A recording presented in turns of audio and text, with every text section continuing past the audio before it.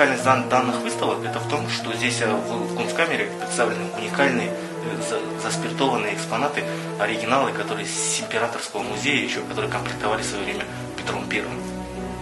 Там это сделано с целью по популяризации музейного дела, также привитие здорового образа жизни. И это можно еще также сказать, чтобы предупреждение ранней беременности, там потому что также показаны и выкидыш, и внематочные беременности.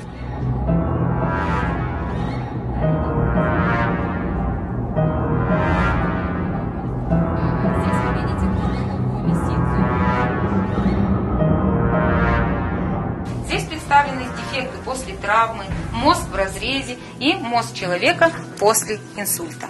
Какой вред наносит организму курение и никотин? Но несмотря на это, курильщиков не становится меньше, становится даже больше. По статистике, к счастью, рождаемость превышает смертность. Каждая вторая смерть прямо или косвенно связана с курением.